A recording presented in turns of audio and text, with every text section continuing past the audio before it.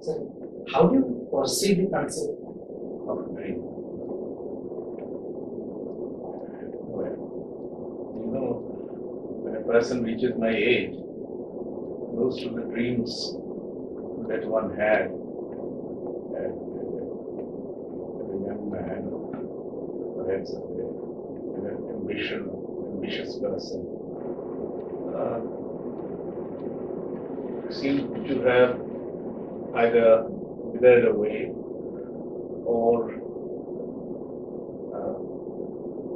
some of them turned into nightmares, and some of them is still stubbornly surviving. It's not given unto us, perhaps, that we should have our dreams fulfilled. There are very few can claim that their dreams are ever fulfilled. In other words, they ever convert into reality. There is an essential distance between the two. It would appear that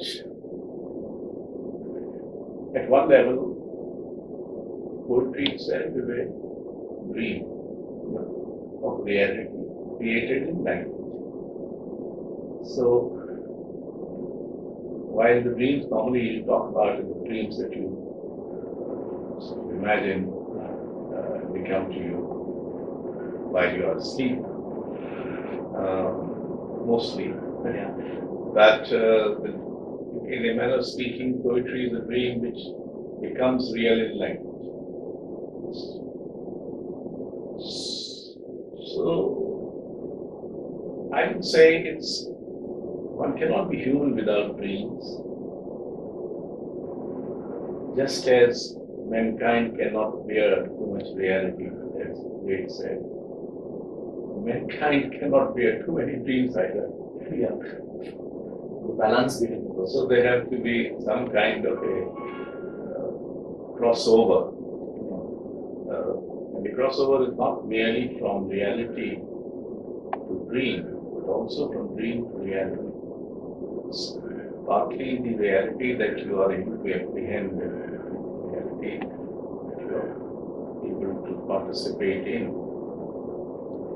It is also because of the fact that you have some dreams which you struggle to come real. So it is not merely that reality provokes dreams, but also that dreams are also play a part in constituting reality. When did you conceive the dream to be a poet? Well, I was very young, practically young, about 9 years old, when first Republic Day was 1947.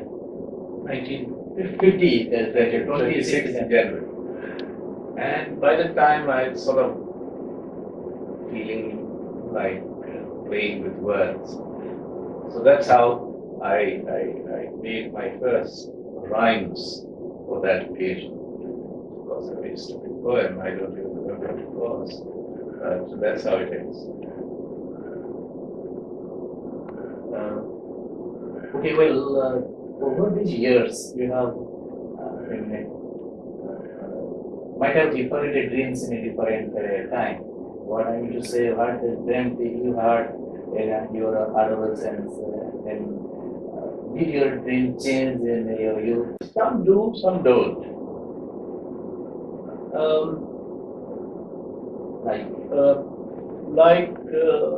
I always dreamt that there should be a social, economic, political setup in which literature and arts occupy a place in the sun.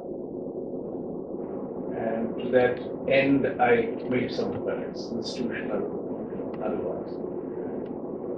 Now the dream remains a distant one, but the dream remains in the the sense that I have not given up that dream, nor have it changed. The dream to have a more, shall we say, a more egalitarian society, a more worthwhile, We should say egalitarian.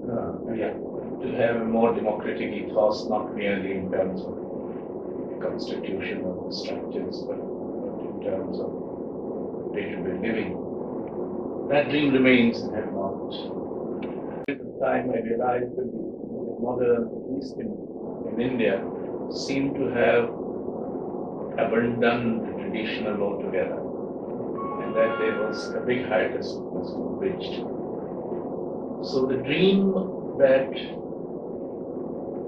tradition and modernism can come together to create a more organic dynamics of change, in a manner of speaking, remains. There are elements here and there. Earlier, I would have thought that classical musicians are as modern as so-called modernist poets. I would have thought that they were not. They were classicists and they were traditionalists, and though if you listen to the music of Manu Dash, so you realize that they're as contemporary as anybody else. So, the one gets a larger experience of being human in our times, and one realizes that one cannot possibly live alone by being modern. Well, in totality, you have dreamt some dreams have been achieved over these years, and we feel that some dreams are yet to be fulfilled. I would say that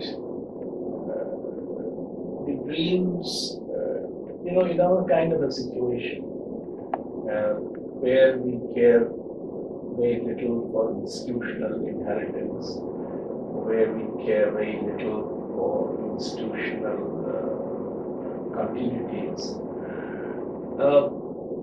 I created some institutions. Yeah. And for a while they, Like Bharat Bhavan. and Bhubaneshwar, etc. Yeah. For a while they ran and they did wonderful work. But then they sort of changed for the worse. And that, I think, is a major nightmare that I have. Why create institutions if they ultimately going to wither away in some sense? But then the counter argument is you do not stop living because one day you're going to die. So you continue to make that effort, you continue to create those spaces. That part I will also come. Exactly, I have a question that when did you have the idea of a Bharat Bhavan in your minds?